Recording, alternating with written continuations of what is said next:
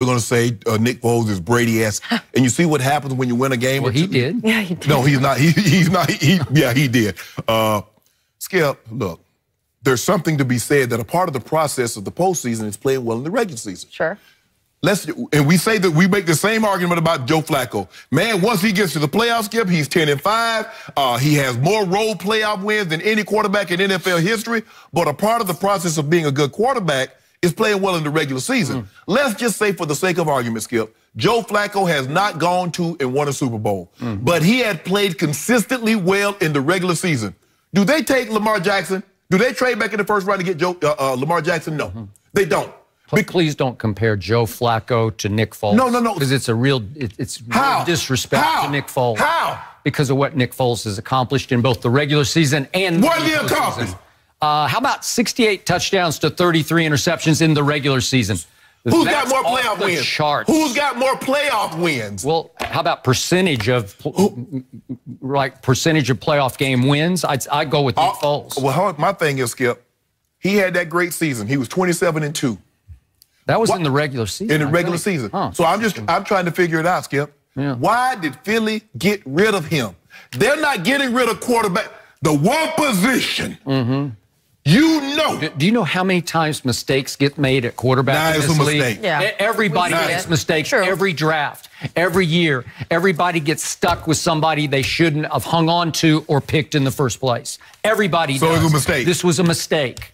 Nick Foles plays quarterback better than Carson Wentz has ever played quarterback. You can say it's in this offense. He did have one bad year, but it was under Jeff Fisher in St. Louis. And I give you that. Wipe that one off. That is true, yeah. But again, so what about the other 3 years in Philly? What about his other years in Philly? Well, how about what happened at the end of the regular season this year? All of a sudden, Carson Wentz had some little back issue. So you know what? You're making my point. Your man Doug Peterson said, I got to go with Nick. And so what happened? They came to Los Angeles on a Sunday night, and they beat the high-flying Rams. And then they went home and they beat the Houston Texans, who were hot at that point. And then they capped it off at Washington against a division rival with another win, and they slipped right into the back door of the playoffs. Then they went to Chicago and beat the #1 scoring defense in a playoff game in Chicago.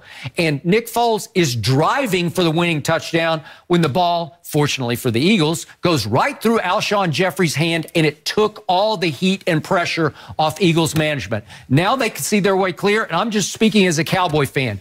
I hope they make the mistake of just cutting bait with Nick Foles. I hope they cut him loose, because I will breathe easier if Carson Wentz is the unopposed quarterback going forward.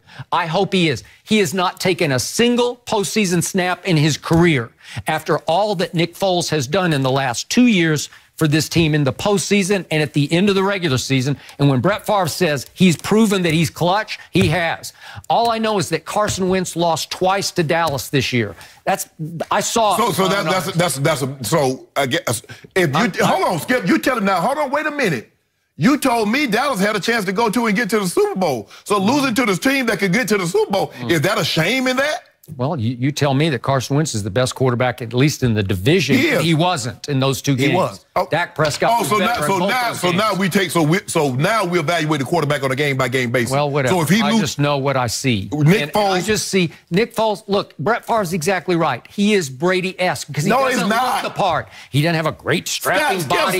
He doesn't have a big arm. Skip. All he does is make throws and reads and plays. Nick Foles he just is keeps good. making Nick plays. Foles is good in snippets. A 5-game stretch here, a 4-game stretch there. Those are pretty good stretches, though. So what happens? So what happens in the regular season when you don't get to that point? Well, like I said, 68 to 33 is you can't find that. That doesn't grow on trees. You can't just go draft another guy who's going to go 68 touchdowns to 33 in the regular season. Hold on, 68 to 33. Yeah. So one season he had 27 and 2. Yep. So 31 and 6, so that'll be 35, right? So in the other seasons, he's 35 and 31. That's not right. You said he's 63? Yeah. Oh, my bad, 36. Yeah. So he's 36 and 31, so I was off one. Sue me. So that's what we're going to trade Carson Wentz for a quarterback in all the other seasons in which he started, except that one season, he's 27 and 2 for a 36 and 31. I wish I might. On what day? Good luck to you. Yeah. Good luck, because I've told you from the start, I didn't love Carson Wentz going into the draft. He doesn't have the feel for playing the position that this guy does. This guy was born to play quarterback in the National Football League. He just gets it. Brett Favre can see it. It's just what it's Brady-esque. It's feel for how to operate an offense. Maybe it's Doug Peterson's offense. Maybe he had a chance to feel it. Yeah. He scored 0 points in after the first quarter. What was happening? Do you think? What did you see at New Orleans? What was happening in the last I don't know what happened. Completion. Yeah, and here's another one. Why did we get down to the final drive? That game had 21-20 written all over it, and you're sitting and you're 88. Skip. Here we go again. What am I supposed to do about this? 0 points, 88 yards. 2 picks. What am I supposed to do about that? Happened. You know what you're supposed to do about it? I told you, over the last 9 games, New Orleans has the second best defense in all of pro football. They're really good. If you're that guy, that shouldn't matter. They're especially good in that dome. If you're that guy, it shouldn't matter. Hot. Hold on, let me ask you a question. Well, he put you in position to go win it 21-20. Who has a better defense? Chicago or New Orleans? That's close. It's a close call. Well, he beat Chicago's defense. Okay, then. But he couldn't beat New Orleans? Well, he was about to beat them. Was that a drop? Help me out. You're a Hall of Famer. It was a drop. Yeah, it went right through his hands, right? But I need to know what happened in the second quarter and in the third quarter, because we should have been in that position because we had them on the rope. We had them 14-0. Hey, what happened in the first quarter? It was 14-0 because he was hot. Yeah, and it cooled out real quick. Yeah. And then he threw a jump ball that I thought Zach Ertz should have gone up and jumped for and got. He didn't. But Marshawn Lattimore made a hellacious leaping interception.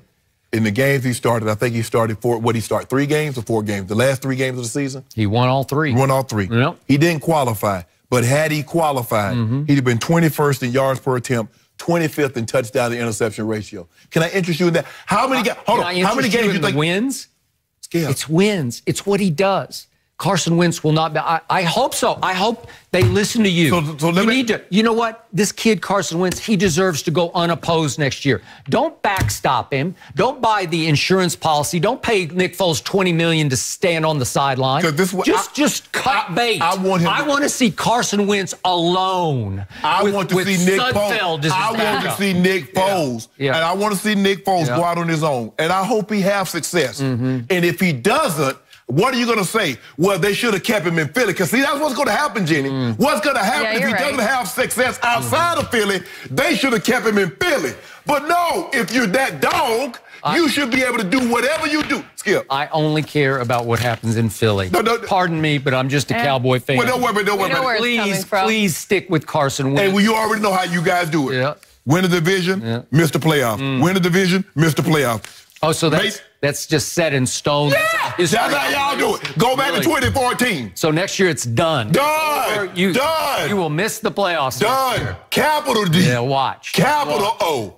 Capital N. I have the youngest team in all of pro football. You don't think they're going to get a little better? And you got probably one of the 3 worst coaches in all of football. You don't think you're going to get a little worse? Yeah, we'll learn how to motivate of him. Oh, no, you can't. Yeah, Coach hold on, wait a minute. Yeah. Why didn't you do that Saturday night? I don't know. You keep telling me you're going to win in spite of him. You had an opportunity Saturday to prove it.